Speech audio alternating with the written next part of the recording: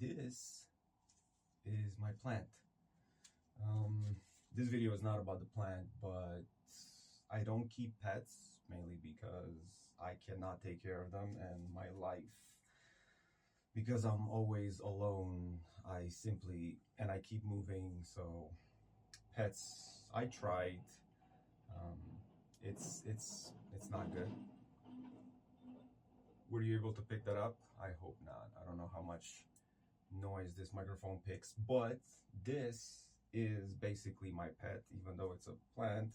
And I've been taking care of it for about 4 years. It was so tiny and so small, and I looked it up, but no matter how much I change the things, I still get these burned leaves.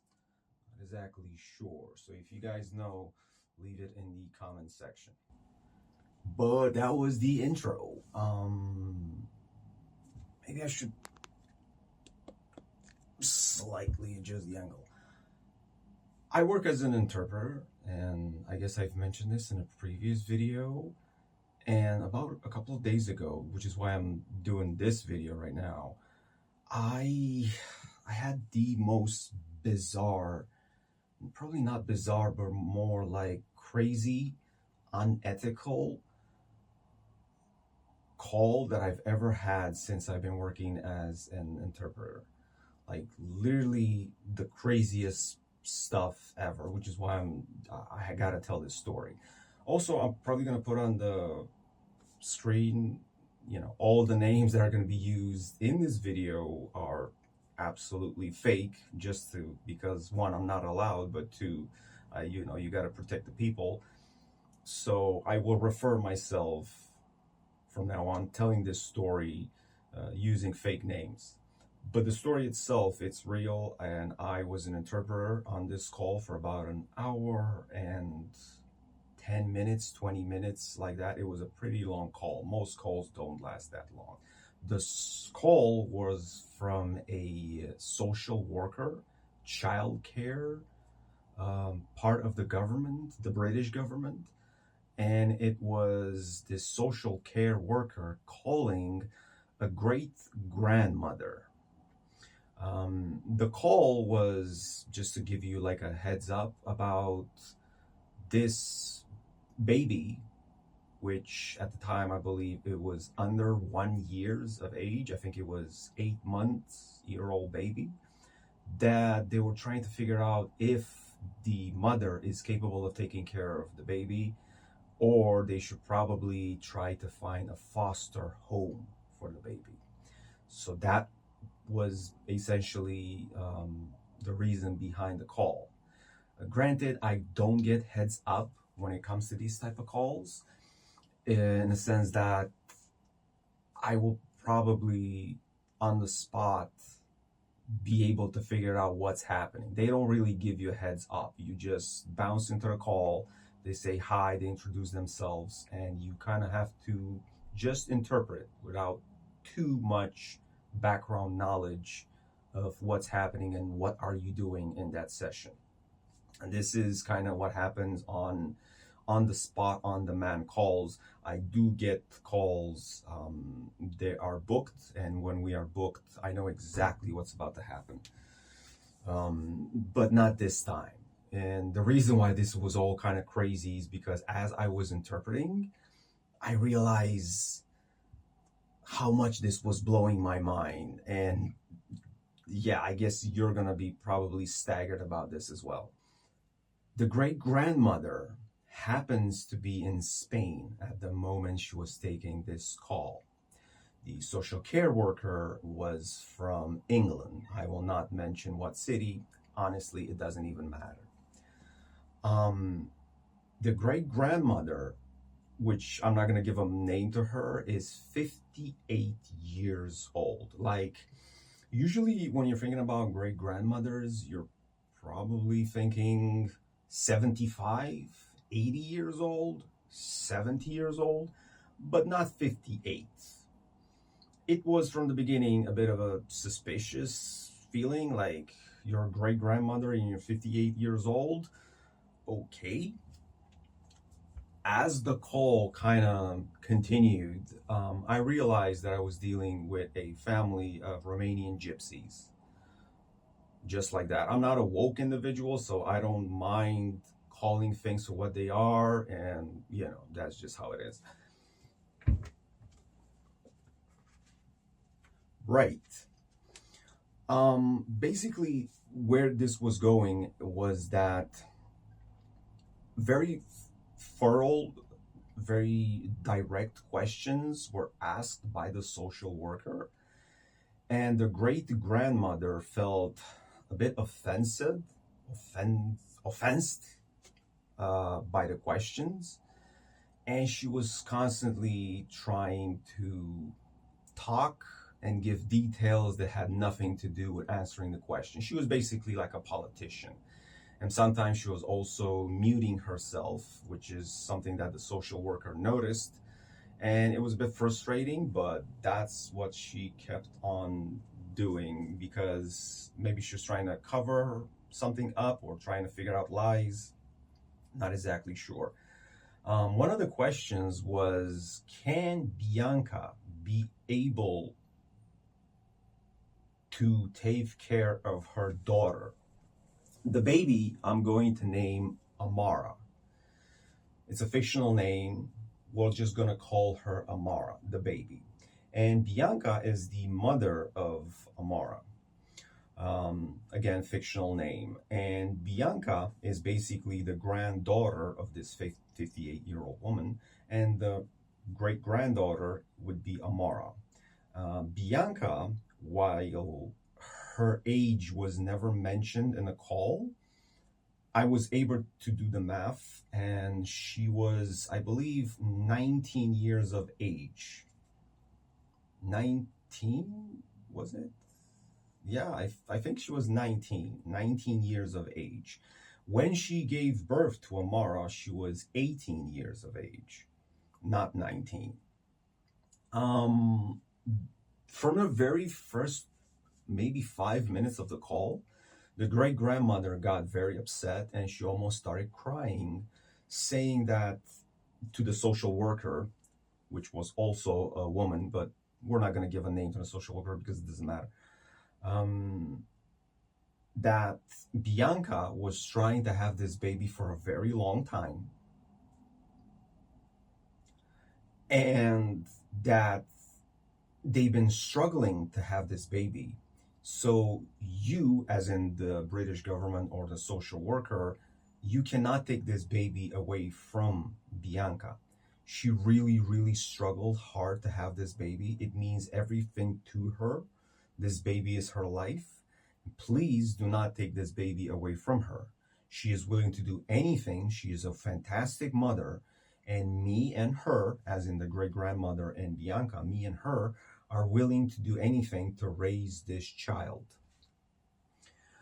When I heard that Bianca was trying to have a baby for a very long time, at that moment I figured Bianca might be 35 years old, 40 years old, maybe 30 something years old. And as a 30 something year old woman, I guess it would be the time for you to have a baby, and maybe if you've been trying for a couple of years and you've had difficulties, etc. No, Bianca is 19 years old, and the great grandmother just mentioned that she's been trying to get pregnant for a long time, but they were never able to succeed in getting her pregnant. They were never able to succeed into getting her pregnant. First of all, who is they? Second of all, why are you trying to succeed to get pregnant a minor, a girl who was then 19, but they were basically trying to get her pregnant ever since she was underaged? And the great grandmother realized what she just said because she was very emotional at the time, and immediately in the following minutes, she regretted immediately saying that.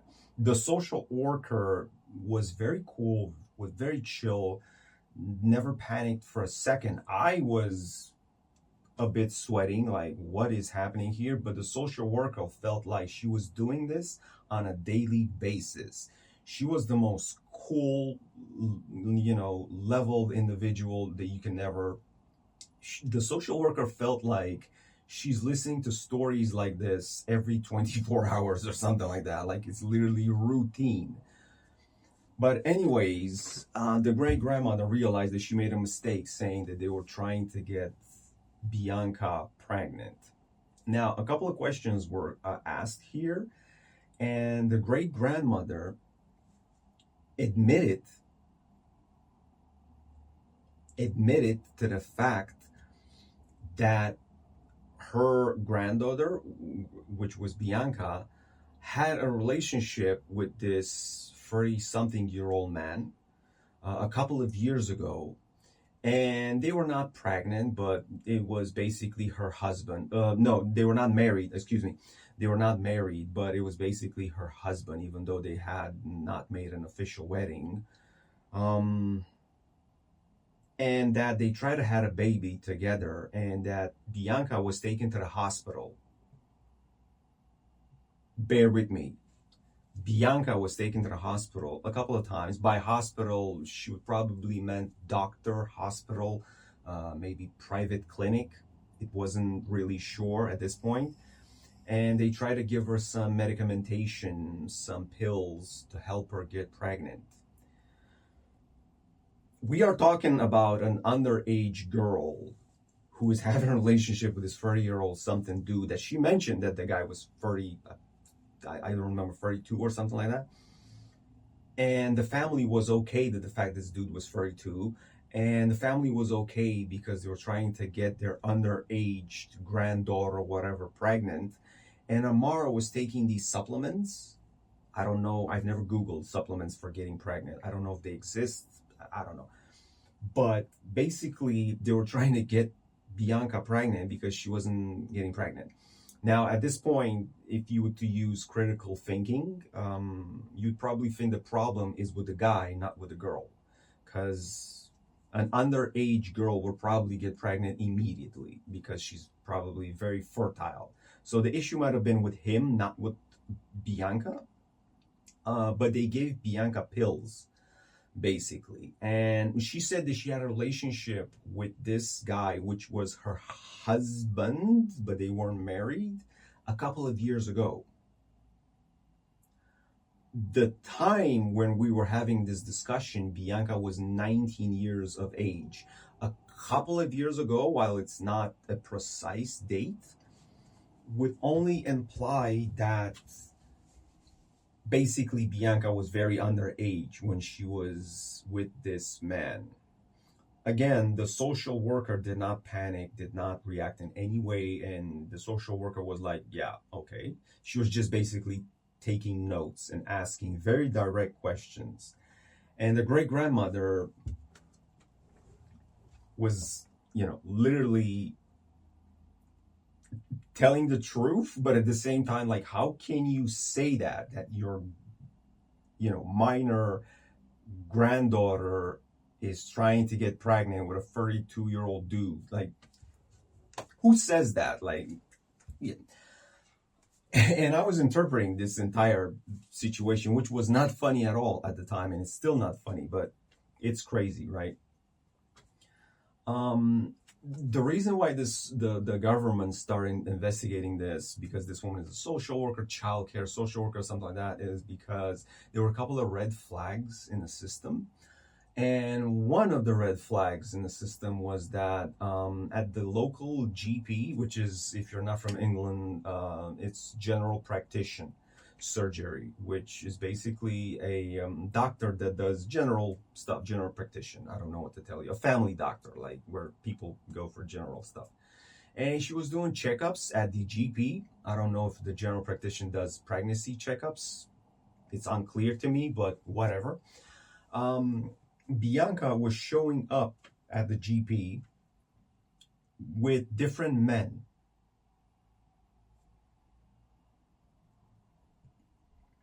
The guy who apparently got her pregnant was not the same guy because she split up with that dude. And different men were escorting Bianca to the doctor on different occasions. She had regular checkups once a month, once, I'm not exactly sure, that wasn't disclosed. But the social care worker said that they felt like Bianca was a victim of human trafficking. And those men that were escorting Bianca at the doctor were basically the guardians, were basically the men, the pimps, and the grandmother, when she heard about human trafficking and pimps and stuff like that, like, because she never came with her partner. Granted, Bianca doesn't know who got her pregnant. She has no idea who the father is. But these men were taking her to the doctor, and always there was a different individual that was guarding Bianca at the doctor. And the grandmother, instead of being, I don't know, raising awareness to the situation, she was offended. She was like, no, my granddaughter, no. Are you implying that my granddaughter is a prostitute? Are you implying that these men are pimps? Like, you think that this is the type of family that we have? She was very angry. And she immediately started basically making stuff up. And by making stuff up, she was trying to defend her daughter. But if she was a victim of human trafficking, or if she was a prostitute and she was doing it willingly, more or less, the government now is trying to protect Bianca, right? But her grandmother didn't want to hear anything about it, saying that no. My granddaughter Bianca came to United Kingdom, and she was basically trying to get her boyfriend to stay with someone because she didn't have money for rent. So for a short period of time, maybe she had multiple boyfriends. She was breaking up with men because when a guy realizes that you're pregnant, doesn't want to be with you anymore, stuff like that, which is bogus. Like, the story doesn't make any sense, by the way, but that's what the great grandmother was saying. Completely bogus, right? And also, the social worker was saying that Bianca is no longer allowed to take the baby, and that the baby was taken into some sort of protection, social protection, child protection, something like that. And Bianca was only allowed to see her daughter, Amara, if she is being supervised at that specific place where they take care of the children. I'm not sure what that place is. Child care, foster care, I don't know. And now Bianca has enrolled in school. And the reason why Bianca enrolled in school is because if she was doing something related to school, she was allowed to claim benefits because she gave birth to the child in United Kingdom. And now the child basically was a United Kingdom citizen.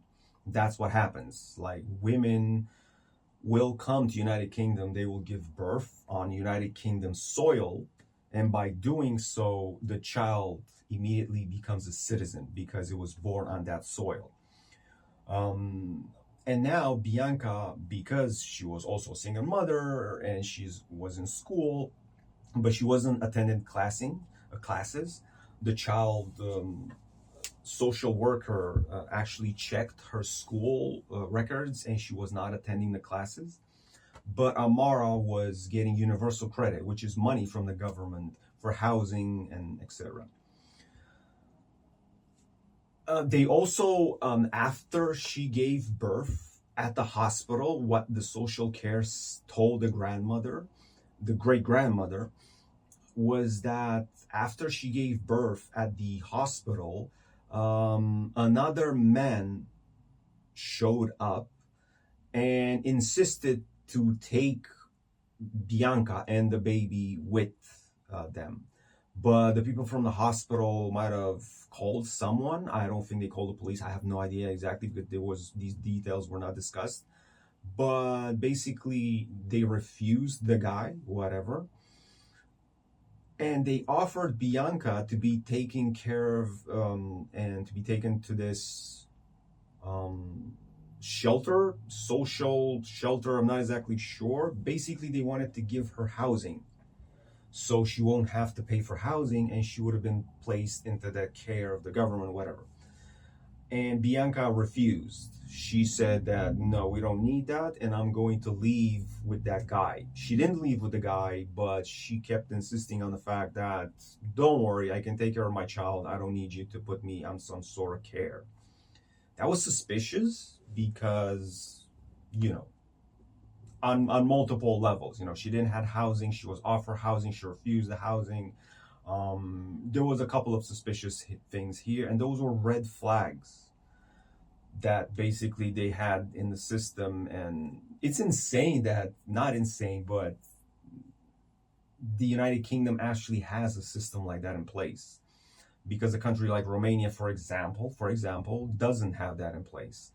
Like, if you show up at the GP as a pregnant woman with multiple men on various occasions, it might be suspicious only from an ethical point of view, but they don't, like, nobody knows about you, right? But I guess United Kingdom people take notes of this, and it's a good thing that they do. And yeah, a couple of red flags were basically checked on the system, and now the authorities, or whoever these social people are basically doing something about it. But all this time, the grandmother was refusing to believe that the daughter is with a pimp or with a guy or something like that. I'm sorry, I'm sweating. It's so hot. I apologize if I look like a sweaty mess. Another red flag was because during the pregnancy, Bianca was taken to the doctor for basic, tests and stuff like that. And that she was found with LSTD, which is sexual transmitted diseases. STDs, I believe, not LSTDs. STD. It was nothing serious from what the social worker said that would affect the baby, but they have her on record when they took blood tests as Bianca was pregnant that Bianca had STDs. And also, before she got pregnant, about a year previously, which might have made her 16 years of age at the time, sorry, she got arrested for shoplifting. She was caught shoplifting with other individuals that were also underage. And she got in trouble with the police. And she also went to the GP when she was about 16, 17 or something like that, because she also caught some other STD, and she needed treatment. They gave her some treatment for that, and apparently after that, she might have been okay, she might not have been okay, I'm not exactly sure. But, and at the time, Bianca was having multiple boyfriends, different dudes staying at different locations, you name it. And the great grandmother was saying that Bianca is not a thief. She's not she doesn't do shoplifting. Maybe because she was with the wrong people. Maybe because she was in a bad, negative entourage. Go figure. And that those were boyfriends, just regular boyfriends, men that, were taking care of her. She had one boyfriend, she had a second boyfriend, but it doesn't specifically mean that, she's a hooker, that she's a prostitute. She just had a bunch of boyfriends. There's plenty of women out there who have different boyfriends. Except Bianca is not a woman. She was 16 at the time. And God knows how young she was before coming to United Kingdom, when she was having the relationship with a 32-year-old guy who back then they were trying to get her pregnant. By them, the husband and the family, or God knows who.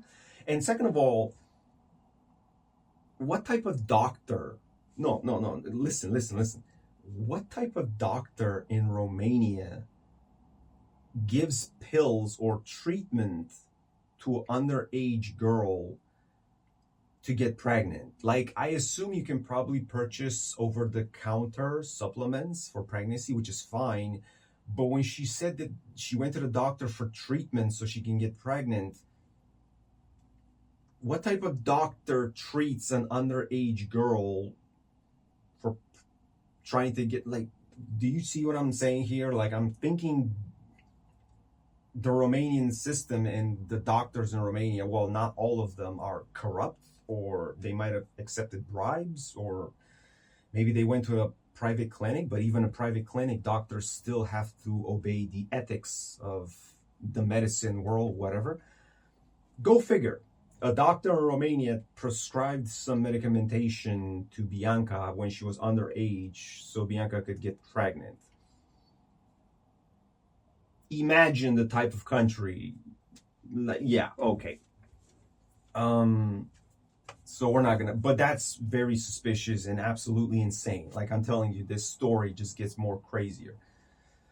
I think I've lost track there for a second. But anyways, the grandmother kept basically defending Bianca, saying that she doesn't steal, that she's not a hooker, that she's a very good girl. And by then, the social care worker started asking very direct questions.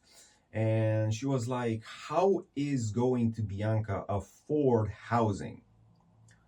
And basically, there were a lot of questions which were answered by the great grandmother with ambiguity. Like, it was very ambiguous, like, very, well, she works.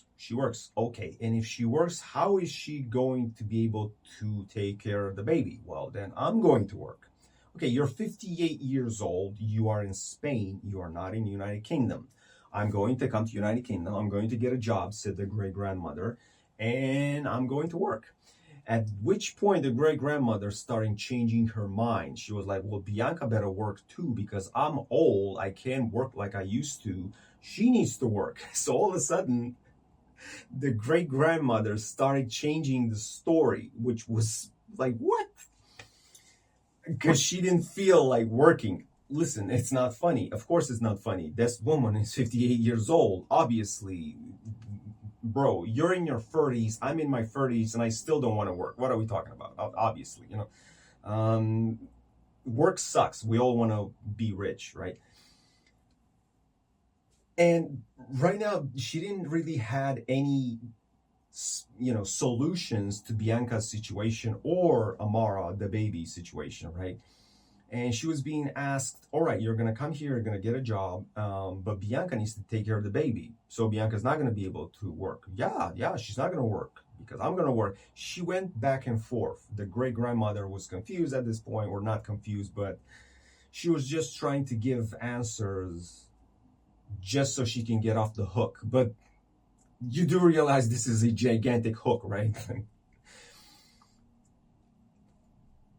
And they weren't really getting the answers. The social worker was not getting the answer that were positive. Like, only bad things. Like, this entire story was literally a tragedy. At which point, the social worker told directly to the great grandmother that odds are, while this is not a final decision, odds are that Bianca will never be able to see her daughter ever again, or if she will be able to see her daughter, only and specifically in situations where she is monitored and she's basically not alone with the daughter.